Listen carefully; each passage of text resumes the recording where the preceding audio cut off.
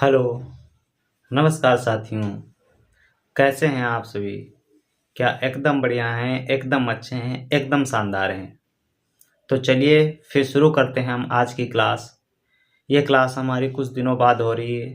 तो दोस्तों आज की वीडियो में हम क्या करेंगे, अपनी क्लास में जो मीन के पार्ट नंबर 3 हम पढ़ा चुके हैं, जिसमें 3 टाइप के क्वेश्चन हमने बताए थे कि कौन कौन से टाइप मीन में क्वेश्चन बनते हैं। उसके 2 टाइप दोस्तों बता चुके हैं और उसी का शेष जो 3 पार्ट है, तीसरा पार्ट है, वो हम आज बताने जा रहे हैं, उसी पे चर्चा करेंगे।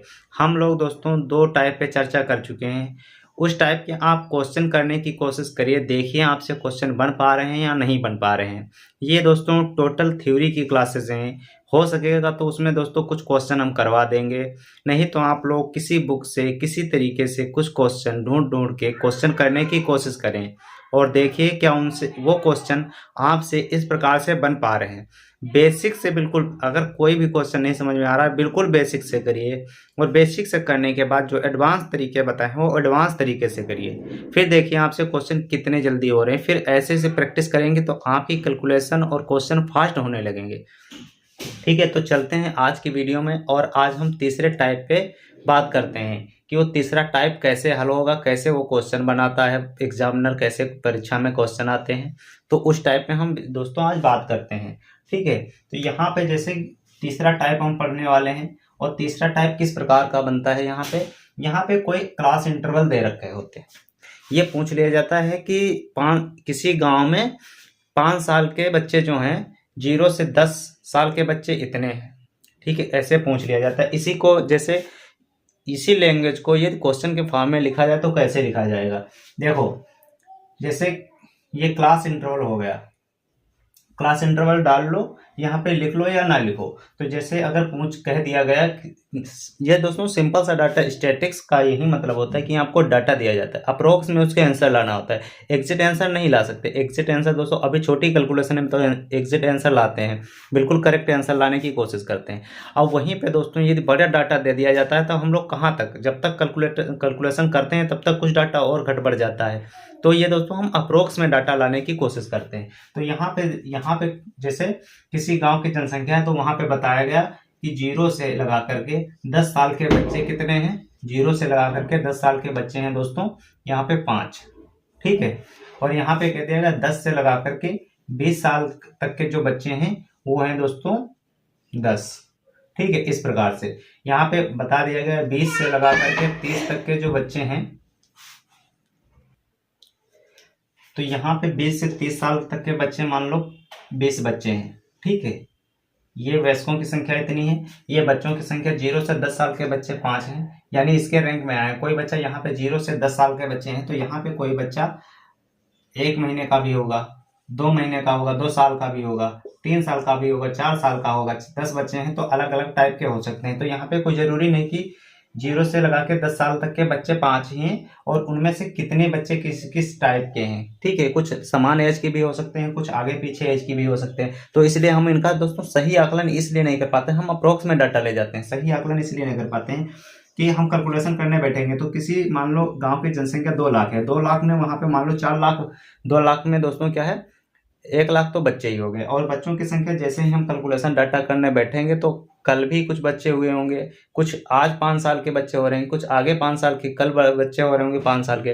तो ऐसा तो डाटा डिस्टर्ब होता जाता है और हम सही आकलन दोस्तों कैलकुलेशन नहीं करते हैं। तो इसलिए स्टैटिक में जब हम कभी पढ़ते हैं तो उसका अप्रोक्स में आंसर आ रहा होता तभी हम उसको सेटिस्फाई उसको करते हैं और मानते हैं उसको आंसर। ठीक है, तो यहाँ पे जैसे ये कुछ बच्चे हो रहे हैं तो यहाँ पे हम इसको मानते हैं, ये जो डाटा है। ठीक है, इतना डाटा लिख लो और यहाँ पे मान लो 30 से लगा करके 40 साल तक के कुछ लोग हैं। ठीक है, 30 से 40 साल तक के लोग कितने हैं मान लो, यहाँ पे 15 मान लो, 15 लोग हैं। तो ये क्या डाटा बन रहा है, ये बन रहा है कि 0 से 10 साल तक के 5 बच्चे हैं, 10 से 20 साल तक के जो भी बॉयज गर्ल्स हैं, जो भी लड़के लड़कियां हैं जो 10 हैं, यहाँ से 20 से 30 साल तक के 20 हैं और 30 से 40 साल तक के 15 है। तो यहाँ पे इसको हमने लिख लिया। तो क्या है, 0 से 10 साल तक के कितने हैं, 5। तो ये 0 से 10 साल तक की जो फ्रिक्वेंसी ही तो आ रही है 5। अभी हम कुछ पीछे क्वेश्चन में पढ़ रहे थे, वो जितनी बार आ रहा था, जितना टाइप आ रहा था, जितनी बार आ रहा था कोई चीज, तो वो उसकी फ्रिक्वेंसी थी। आवर्त तिथि आने का जो तरीका था कि कितने तरीके से आ रहा है, कितनी बार आ रहा है, यानी टाइम उसका बता रहा था कि कितनी बार आई, वही फ्रीक्वेंसी। तो ये 5 आ रहे हैं तो ये हो गई फ्रीक्वेंसी। तो यहाँ पे फ्रीक्वेंसी के लिए हम यहाँ पे एफ काउंट कर लेंगे, एफ लिख लेते हैं। तो दोस्तों ये हो जाती है फ्रीक्वेंसी यहाँ पे। इस तरीके से हम इसको काउंट कर लें। अब ये क्वेश्चन बन के आता है। ये क्वेश्चन किस फॉर्म में दिया जा सकता है? ये क्वेश्चन इस फॉर्म में दिया जा सकता है, इस प्रकार से दे देगा। इससे 10 से 20, 20 से 30 और 30 से 40, इस प्रकार से भी क्वेश्चन दिया जा सकता है। ठीक है, ये ऐसे क्वेश्चन दे देगा। यहाँ पे CI क्लास इंटरवल, और यहाँ पे दोस्तों फिर ये फ्रीक्वेंसी दे देगा कोई। जैसे इसी क्वेश्चन को यहाँ पे कन्वर्ट कर लो, यहाँ पे 5, यहाँ पे 10, यहाँ पे 20 और यहाँ पे 15। इस प्रकार से ये क्वेश्चन बनकर आएगा सामने। इस प्रकार से भी क्वेश्चन हॉरिजॉन्टल और दोस्तों ऊर्ध्वाधर और क्षैतिज दोनों तरीके से आ सकता है। ठीक है, इस तरीके से क्वेश्चन भी बनाया जा सकता है, सेम क्वेश्चन ऐसे ही। तो इसको हल करने के कौन से तरीके हैं, कितने तरीके हैं, ये सभी हम वीडियो में डिस्कशन करेंगे। तो सिंपल सा दोस्तों हम क्या करते हैं कि जैसे हम लोग क्या कर रहे थे भाई, कुछ निकालने के बाद सिग्मा एफएक्स ही कर रहे थे, यानी ये क्या है, मीन है। मीन में सिंपल सा दोस्तों हमें number of quantity, sum of quantity upon number of quantity ही तो निकालनी होती है, यानी योग ही करना, सम ही करना होता है। या तो फ्रीक्वेंसी का कर रहे होते हैं या तो एफएक्स का कर रहे होते हैं। सिंपल सा वही स्टेप हमें अपनाने हैं। तो ये अब चलते हैं हम तरीके कैसे इनको सॉल्व करते हैं। तो सॉल्व करने के तरीके हम आप पहले सीख लेते हैं यहाँ पे। तो यहाँ पे दोस्तों हमें क्या निकालना होगा, एक एक्स बार निकालना होगा, यानी इसका मिडल पार्ट निकालना होगा। किसका? यहाँ पे। जैसे यहाँ पे लिखेंगे हम इन दोनों का आधा, यानी ये अपर लिमिट, ये लोअर लिमिट है और ये अपर लिमिट है। ठीक है, ये upper limit plus lower limit upon में 2 करेंगे, यानी upper limit lower limit plus upper limit upon में 2। तो ये लोअर लिमिट तो 0 हो गई, lower limit plus upper limit, ठीक है, lower limit plus upper limit upon में 2, ये इतना करेंगे हम। इससे जो भी आएगा वो एक्स में यहाँ पे लिखेंगे, एक्स बार में, यानी अपर लिमिट कितनी है 0, लोअर लिमिट कितनी 0 और अपर लिमिट कितनी है 10, और अपान में लिखेंगे 2। अब यहाँ पे 10 को 2 से डिवाइड करेंगे तो यहाँ पे आएगा 5। सिंपल। दूसरा दोस्तों यहाँ पे लोअर लिमिट कितनी है 10, अपर लिमिट कितनी है 20। तो यहाँ पे ऐसे इन दोनों को ऐड करके 2 करेंगे तो यहाँ पे 15 आ जाएगा। इन दोनों को ऐड करेंगे तो यहाँ पे 25 आ जाएगा। इन दोनों को ऐड करेंगे यहाँ पे तो 35 आ जाएगा। ठीक है, अब हम इसको इरेज करते हैं और इस क्वेश्चन को अच्छे तरीके से करते हैं। ठीक है, तो यहाँ पे क्या आ गया दोस्तों, ये आ गया एक्स बार। ठीक है, ये यहाँ पे एक्स बार निकल के आया।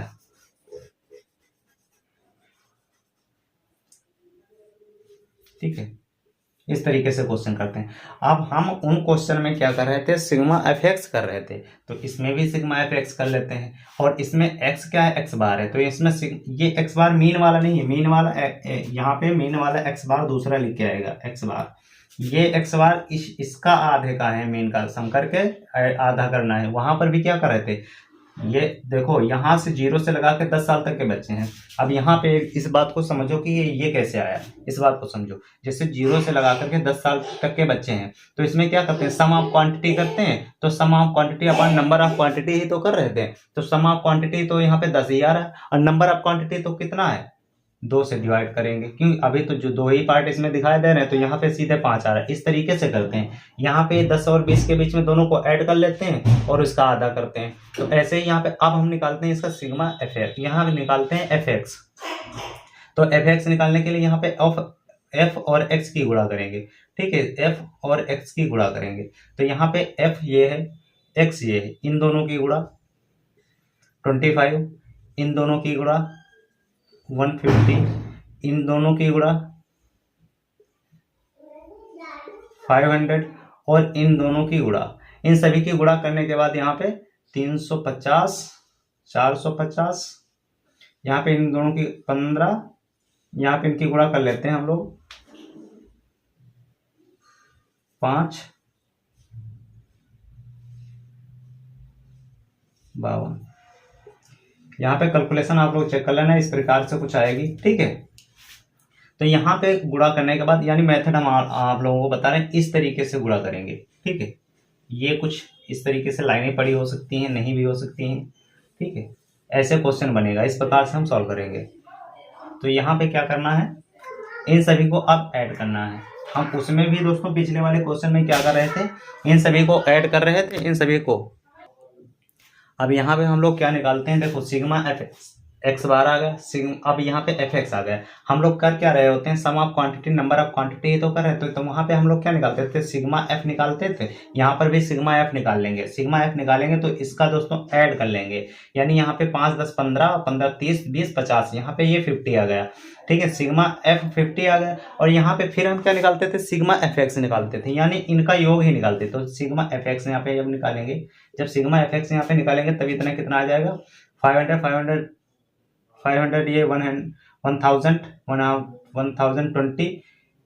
11,050 2 5 12, यहाँ पे आ गया है दोस्तों, यहाँ पे ये 1200 आ गया। ठीक है,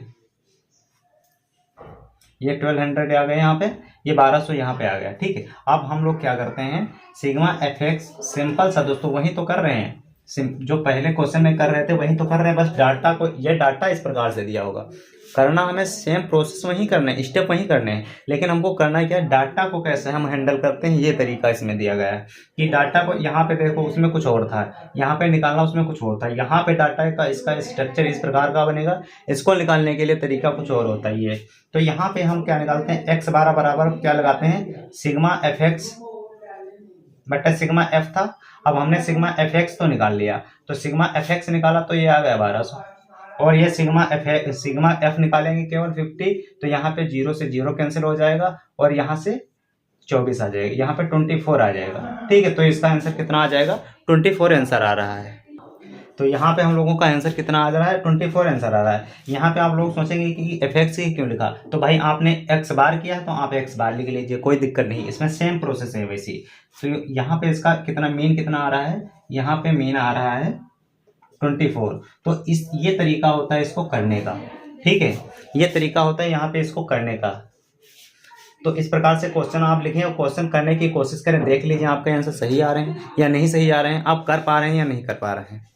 तो दोस्तों आज की वीडियो में इतना ही, मिलते हैं नेक्स्ट वीडियो में, तब तक के लिए जय हिंद दोस्तों।